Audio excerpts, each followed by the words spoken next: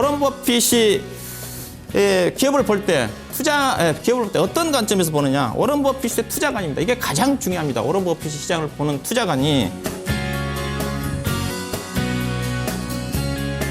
현재 시점에서 좀 관심을 가져볼 만한 그런 종목들이 어떤 종목들이 있는 것까지 한번 좀 짚어보도록 하겠습니다.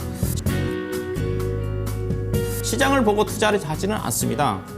워런 버핏 자체는. 왜 그래서 워런 버핏 자체는 2년, 5년, 10년 이상을 좀 보기 때문에 단기적으로 시장을 볼 필요가 없는 거죠. 워런 버핏은 기본적으로 기업 분석가입니다.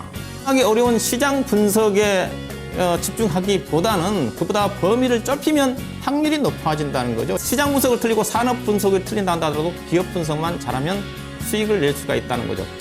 워런 버핏이 그럼 ROE를 얼마짜리 사느냐? 최소한 12% 이상, 15% 이상 ROE가 되는 기업을 선호를 한다. 워런 버핏은 기업을 산다는 겁니다. 즉 단순한 시세 차익이 아니라 그 기업을 통째로 인수해가지고 내가 CEO가 되겠다. 워런 버핏 시각에서 왜 우리 증시가 못 가는지, 투자 매력도가 좀 어느 정도가 좀 되는지 그 부분도 한번 좀 짚어 드리려고 좀 합니다.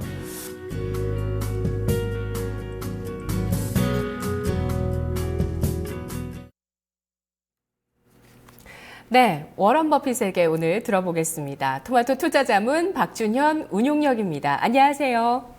네, 안녕하세요. 박준현입니다. 네, 운용력님. 네. 이제 진짜 이 투자 자금 운용을 시작하실 거잖아요. 네, 그렇습니다. 예, 네. 봄부터 새 출발을 하시는데요. 저 궁금한 거 있었어요. 예. 2월 마지막 날에 투자의 귀재 워런 버핏이 투자자들에게 연례 서한을 보냈습니다. 그런데 투자로 돈을 벌기가 점점 더 어려워질 것이다 라는 얘기를 했고요. 또 버크셔 해서웨이의 배당을 늘리겠다 이런 얘기가 담긴 서한을 보냈어요. 투자의 규제가 투자로 돈 벌기가 점점 어려워진다 이렇게 얘기를 했는데 그 내용을 어떻게 봐야 될까요? 예, 저도 읽어봤습니다. 이제 해마다 3월 초 되면 워런 버핏의 버크셔 해서웨이와 관련된 연례 보고서가 발표가 되죠. 이제 그 연례 보고서를 토대로 해서 5월 달에 연례 총회가 주주들을 대상으로 해서 있죠. 있는데 그 내용을 좀 읽어봤는데 오늘 우리 영커님이 얘기했던 대로 그랬던 내용인 것 같습니다. 주식 투자로 수익 내기가 쉽지 않아서 그러니까 자본에 투자한 것만큼 만족스러운 만큼 수익을 내기가 어려울 것 같아서 이제부터는 버크셔 해서웨이가 배당을 안 했습니다. 수익을 엄청나게 많이 내는데 그동안 87년도 이후에 배당을 안 했는데 이제는 주주들한테 돈을 되돌려주겠다. 배당을 하겠다. 즉 그동안에는 배당을 안 한 이유 자체가 배당을 해서 주주들한테 돌려주는 것보다는 그 배당 자금 가지고 주식 투자를 통해서 주주 가치를, 주가를 올리는 게 더 효과적이었기 때문에, 효율적이었기 때문에 배당을 안 줬는데 이제는 주식 투자보다는 배당으로 주는 게 더 주주들한테 유리한 게 아닌가 그랬던 관점에서 앞으로 배당을 버크셔 해서웨이에 배당을 늘리겠다 그랬던 내용이었던 것 같습니다. 전반적으로 향후 미국 주가에 대한 약간의 많이 올랐다는 그런 경계감이 담겨져 있는 그런 코멘트가 아닌가. 근데 당장은 아니고 10년, 20년이라고 했던 것 같습니다. 10년, 20년 이후에 만족스럽지 못할 것 같다. 주식 투자로. 그런 내용이었기 때문에 당장의 우려감은 아닌 것 같고요. 또 개인적으로 미국의 현재 펀더멘탈 자체가 상당히 좀 많이 올라왔다고 보고 있습니다. 현재 미국 시장이 작년 실적 지수 다우 지수와 S&P PER이 16배, 17배입니다. 그리고 이제 올해 실적이 더 좋아지면 괜찮은데 최근에 미국의 경제 지표가 작년 4분기 이후에 꺾였죠.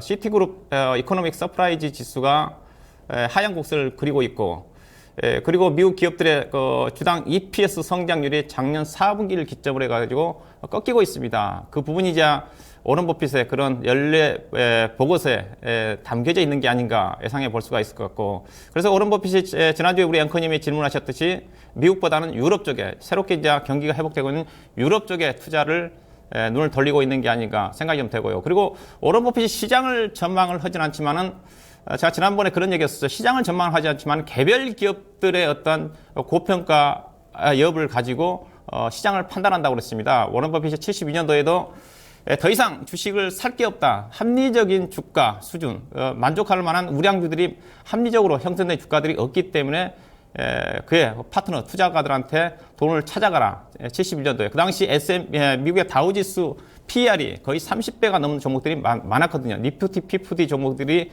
두각을 나타내면서 PER이 30배, 40배 올라갈 정도로 너무 올라갔기 때문에 오런 버핏이 그 당시 시장을 경계를 하면서 거의 투자 회사를 해산했었습니다. 그러고 난 다음에 2년 있다가 미국 다우지수가 폭락을 했었죠. 거의 니프티, 피프티 관련된 우량주들이 거의 10분의 1 토막 가까이 폭락을 하면서 그 당시에 오일 쇼크까지 겹치면서 그러면서 다시 자금을 모아가서 73년도까지 정도 되겠죠. 그러면서 다시 오런 버핏이 다시 주식 투자를 시작하는, 즉 오런 버핏은 시장을 전망하지 않지만은 개별 기업들의 또 고평가, 저평가를 가지고 시장을 판단하는데 연례 보고서 나왔던 내용 자체는 그렇던 내용들, 개별 기업들이 전체적으로 어느 정도 미국의 PER이 다우지수가 16배, 17배면 개별 기업으로 따지면 25배, 30배 올라간 종목도 꽤 있다는 거죠. 그런 어떤 약간의 우려 섞인 내용 자체가 연차 보고서에 나와 있는 게 아닌가, 그렇게 좀 봐야 될 것 같고요. 그래서 개인적으로 미국 시장보다는 저는 앞으로 시장 자체는 유럽에 대한 기대치가 크다고 보고 있습니다. 미국도 결국은 유럽이라든가 중국 시장이 좋아져야지 미국 시장도 완만하게 회복될 수 있는, 저렇게 시장을 보는 데 있어서 지금은 미국을 볼 게 아니라 유럽이라든가 중국 쪽에 좋아지는 부분을 봐야 되고, 그래야지 미국도 완만하게 좋아질 거고요. 더 이상 미국이 좋아진다 한다면 안 되는 거죠. 더 가지면 금리 인상 시점이 빨라지기 때문에 더 그런 관점에서 미국은 완만하게 좋아지면서 중국이라든가 유럽 시장이 좋아지면서 우리 경기가 좋아지면서 주식가가 상승하는 그런 패턴 자체가 우리 시장에서 가장 이상적으로 안정적 주가가 올라갈 수 있는 그런 흐름이 되지 않겠는가 좀 말씀 좀 드리고 싶고요. 자, 본격적으로 오늘 강의 진행하도록 하겠습니다. 자, 지난 3회차까지 제가 작년 사분기 실적과 그래 올해 올해 실적 전망을 통해 가지고 각 산업별로 전망과 전략을 제가 언급해 드렸습니다. 은행, 증권, 그 다음에 건설, 건자재, 그 다음에 지난 시간에 정유화학, 철강업 쪽까지 해드렸는데, 뭐 조선업종이라든가 자동차 업종을 오늘 좀 해야 되는데 좀 뒤로 미루고 오늘은 다른 부분을 좀 얘기를 좀 할까 합니다. 제가 레전드 시간에 오런 버핏 시각에서 투자 철학과 투자 옵장 원칙을 좀 말씀 좀 드리면서 몇몇 종목들을 중간중간에 추천을 해드린 종목들이 있습니다. 그들 종목 중에서 사조산업하고 창해 에탄올이 목표 가격에 올라온 것 같아가지고요. 그 종목에 대해서 리뷰를 해드리고, 또 사조산업과 창해 에탄올과 같은 패턴의 유형에 있는 종목을 제가 최근에 두 종목을 기업 탐방을 좀 갔다 왔습니다. 그 종목을 소개해드리는 시간 유지로 진행이 좀 될 것 같고요. 시간 관계상 조금 부족하다 한다면 나머지 부분은 한 종목은 다음 시간에 소개해드리도록 할 거고. 종목 들어가기 앞서서 오런 버핏의 이 시간을 통해서 열심히 아시겠죠? 오런 버핏의 투자관과 투자 원칙에 대해서 좀 잠깐 좀 되짚고 좀 넘어가도록 하겠습니다. 제가 제목을 성공 투자의 길로 좀 오늘 좀 제목을 잡아봤는데, 자, 성공 투자라는 것 자체는 주식시장에서 잃지 않는 투자가 성공 투자라고 볼 수가 있겠죠. 주식시장에서 잃지 않으면 다 수익을 낼 수가 있습니다. 지금은 워낙 저금리이기 때문에 뭐 기회비용도 그렇게 뭐 고려될 수 있는 그런 상황이 아니기 때문에, 그래서 주식시장에서 가장 잃지 않는 투자의 올가의 대가가 벤저민 그레미엄이라고 있습니다. 벤저민 그레미엄은 가치 투자의 선구자고, 그 다음에 오런 버핏의 스승이라고 있습니다.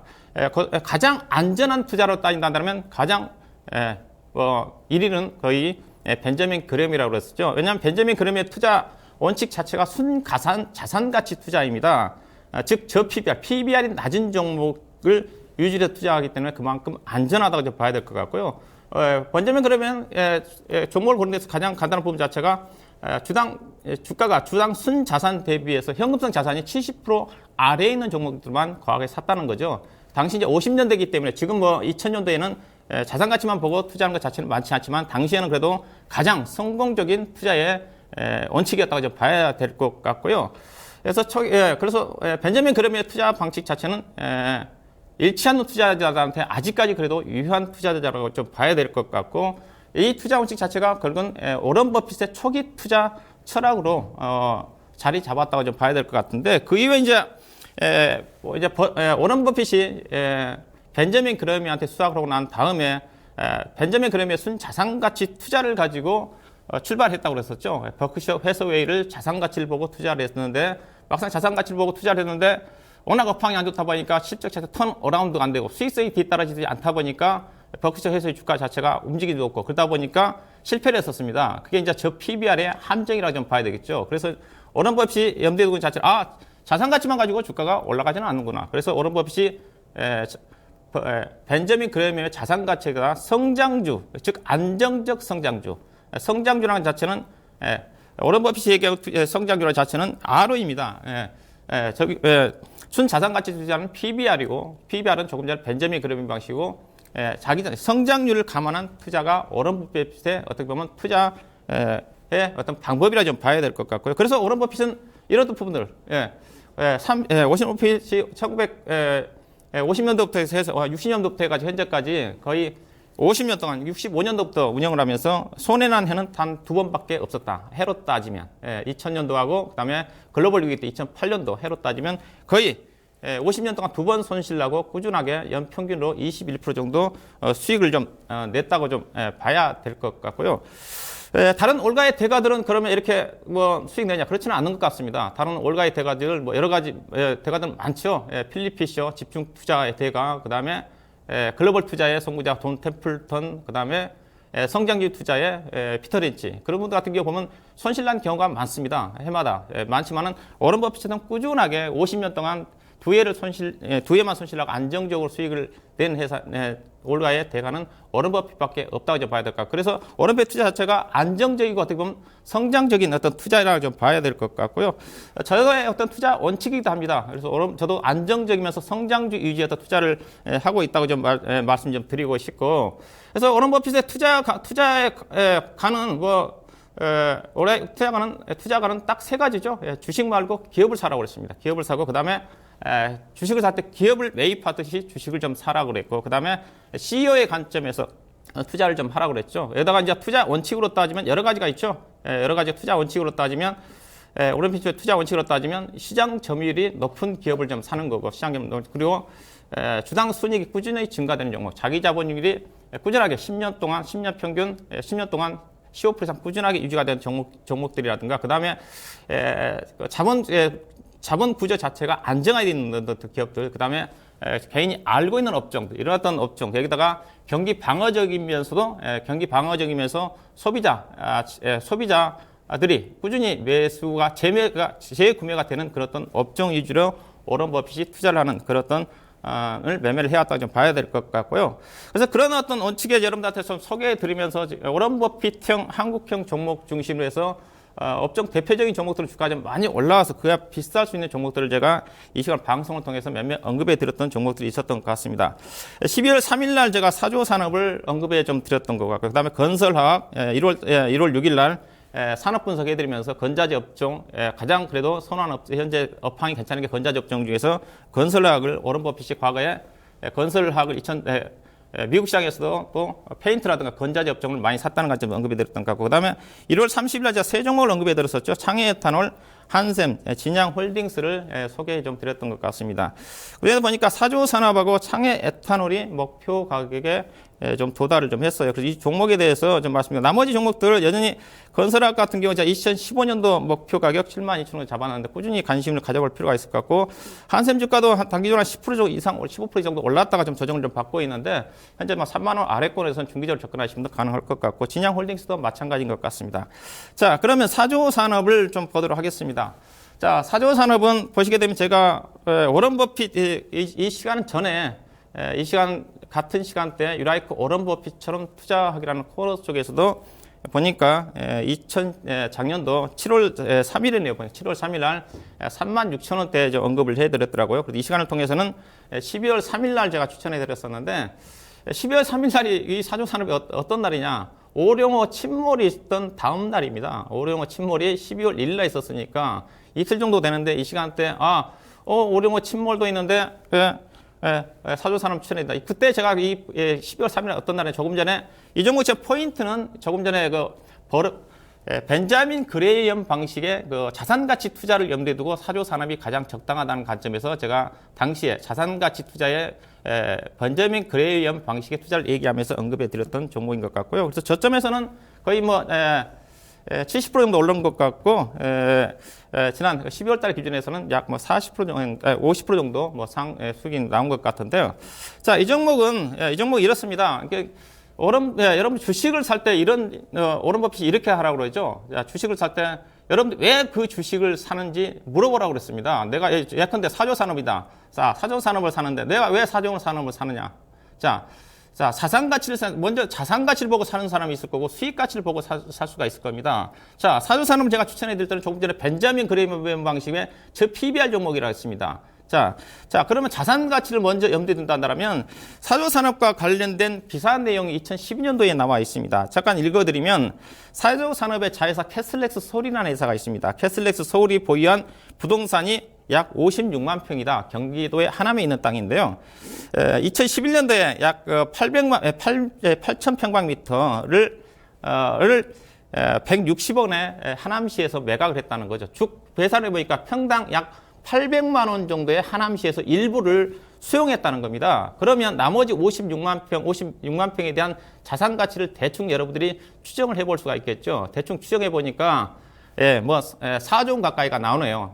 똑같은 그런 어떤 가격이 매겨지진 않겠지만 중심가라든가 변두리에 따라서 반만 잡는다 한다 하더라도 이 자회사에 대한 가치가 2조 원이라는 거죠. 그러면 주식을 산 사람은 이렇게 생각할 겁니다. 당시에 4만 원이었으니까 나는 워런 버핏이 이렇게 물어보는 거죠. 사조산업 나는 100주를 4만 원에 사게 되면 400만 원이죠. 400만 원을 투자한다는 게 아니라 이렇게 한다는 거죠. 나는 워런 버핏이 이렇게 물어보라는 거예요. 나는 사조산업 100주를 당시에 4만 원이면 시가총액이 2천억입니다. 2천억에 산다. 그렇게 생각해요. 2천억인데 이 회사 자산가치만 장부상으로서는 거의 2천억 되고 이 부동산에 대한 가치만 최소한 2조 원이 넘는다. 즉 2천억짜리를 나는 2조 원의 자산을 산다. 그러면 여러분들이 이 주식이 얼마짜리인가 이해를 한다는 그런 식으로 주식을 사라는 거죠. 그래서 오령호 침몰이 나왔지만은 이 자산 가치를 따지고 나간다면 사조산업은 별로 걱정 없는 그런 어떤 부분이었다는 거죠. 그래서 그런 어떤 부분들을 봤던 거고요. 자산 가치를 봤던 거고. 그 다음에 이제 자산 가치만 가지고 조금 전에 워런 버핏이 초기에 버크셔 해서웨이를 인수할 때는 자산 가치만 가지고 투자해가지고 실패했다고 그랬습니다. 수익 가치가 뒷받침되지 않다 보니까 상당히 덜리게 진행되니까 결국은 워런 버핏이 버크셔 해서웨이의 자산을 이용을 해가지고 보험회사를 인수하면서 자기가 잘하는 게 주식 투자니까 보험회사를 인수하게 되면 자금이 들어오죠. 그 자금을 이용해가지고 수익이 내게 되면 결국은 모회사 이익으로 잡히는 거니까 그 부분이 오늘날의 버크셔 해서웨이라고 봐야 될 것 같은데 사조산업도 마찬가지입니다. 이 사조산업 대규모 부동산을 가지고 지속적으로 자회사를 인수를 했습니다. 2000년도 이후에 사조해표, 옛날에 동방유랑이죠. 그 다음에 사조수산, 사조대림, 옛날에 대림수산, 그 다음에 사조오양, 옛날에 오양수산 그런 회사, 기타 비상장 회사인 최근에 화인코리아라든가 그런 회사들을 인수를 좀 해가지고 자회사를 많이 늘려놨습니다. 근데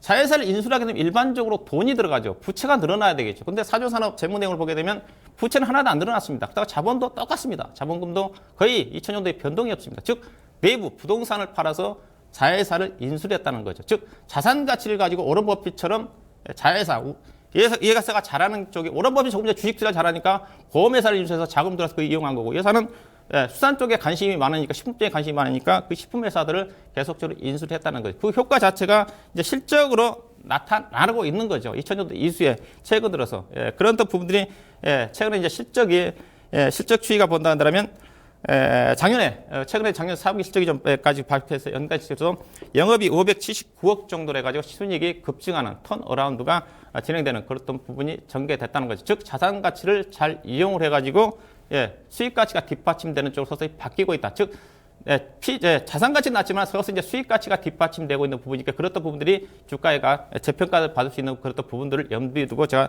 접근했다고 좀 봐야 될 것 같고요. 그 다음에 이제 여러분들 주가를 접근할 때서 상대 가치를 봐야 되는 겁니다. 조금 전에 사조산업 자체는 분명 워런 버핏이 얘기하고 있는 업종 대표적인 용어는 아닙니다. 업종 대표적인 산다면 동원산업 사야 되겠죠. 그렇지만 동원산업 주가가 정말 많이 떴어요. 저도 사조산업 추천해 드릴 때 2012년, 13년도에 동원산업을 추천했으면 정말 수익을 많이 났겠더라고요. 동원산업은 200%, 300% 더 떴었으니까. 근데 제가 잘못 고른 거죠. 그렇지만 동원산업이 많이 뜬 시장에서는 사조산업 자체가 상대 가치로 본다면 주가가 싼 거죠. 현재 동원산업의 시가총액이 1조 1000억이고 현재 사조산업의 시가총액은 3조 원입니다. 그런 어떤 부분들이 사조산의 어떤 매력으로 좀 다가와서 여러분들한테 언급해 드렸던 부분이라 좀 봐야 될 것 같고요. 자, 그렇다 본다면 사조산업 현재 어떻게 되느냐. 여전히 제가 판단하기에 자산 가치로 따지면, 왜냐면 주당 순 자산 가치가 대충 계산하면 60만 원짜리입니다.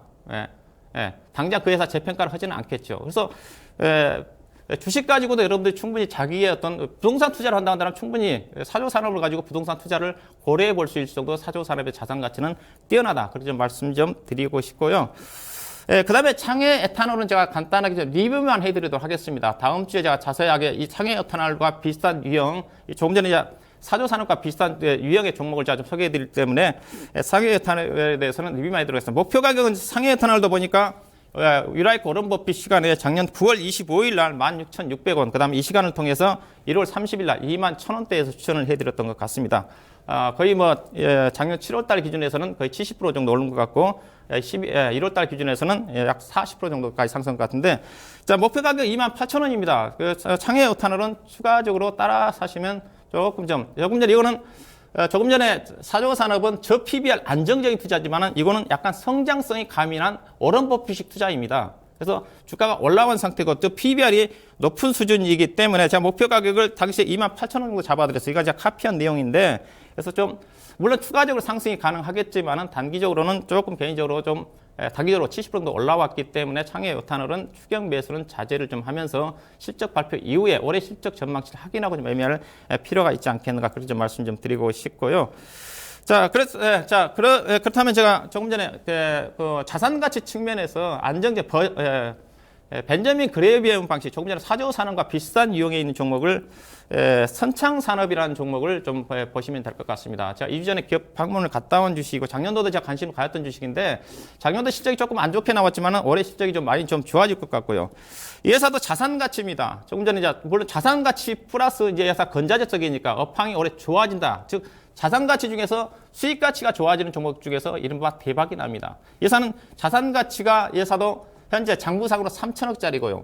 3천억짜리고, 그 다음에 이 회사에 보게 되면 자산 가치 본다면 이 회사 장부 가격이, 토지 가격이 645억 잡혀져 있는데 공시지가가 1,600억입니다. 근데 제가 확인해 봤는데 90년도에 재평가를 하고 하지는 않았습니다. 즉, 국내 쪽만 본다 하더라도 현재 재평가를 한다면 거의 3, 4천억 이상의 2천억 이상, 최소한 2천억 이상의 재평가 차익이 난다는 거죠. 즉, 현재 선창산업의 자본 총계가 거의 3천억인데 여기다가 2천억 정도를 최소한 플러스하게 되면 자본 총계는 5천억인데 현재 선창산업은 시가총액이 1,000억이니까, 즉 안전한 투자라는 거죠. 즉 시장 가치가 5천원짜리인데 당장 회사 인수에 가서 팔게 되게 되면 시장에서는 1,000억 정도밖에 안 된다는 관점에서 자산 가치가 우량하다, 그렇게 좀 보시면 될 것 같고요. 여기다가 이제 성장 가치입니다. 그렇다면 자산 가치만 가지고 주가가 빠르게 못 가는데 성장 가치가 될 수 있는 부분 자체가, 회사가 화장품 펌프캠 회사 다리나 회사를 올해 3월 30일 날 계약이 체결이 됩니다. 이미 체결이 좀 된 것 같고. 근데 이 회사가 어떤 회사냐?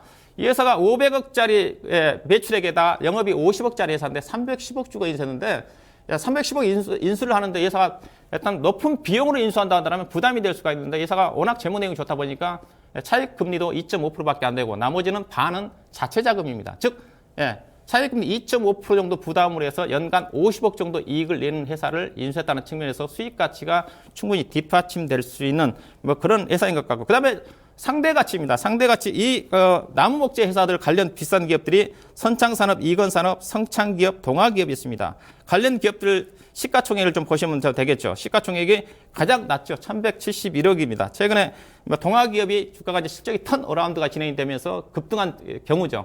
만약에 이제 선창산업도 자산 가치가 있기 때문에 주가는 빠지지는 않습니다. 다만 이런 것들 수익 가치만 뒷받침된다면 주가가 빠르게 좀 상승할 수 있는 뭐 그렇던 종목이 좀 되지 않겠는가, 그런 말씀 좀 드리고 싶고, 매매 전략은 한 9,500원대 정도 전후해서 접근해 보시고, 목표 가격은 15,000원 정도를 보시면 될 것 같습니다. 가격 투자는 워런 버핏형 종목은 뭐 손절매가 필요하지 않는 종목이라고 보고 있기 때문에 손절매는 제시해 드리지 않는데, 개인적으로 뭐 손절매가 필요하신 분들은 뭐 10% 정도 내외 정도 보시고, 이 종목은 뭐 중소형 종목이니까 관심이 있으시면 10% 내외 정도 보시고, 작년에 주식 배당 2%에다가 현금 배당까지 회사이기 때문에 충분히 배당 수익도 괜찮다고 좀 보시면 될 것 같습니다.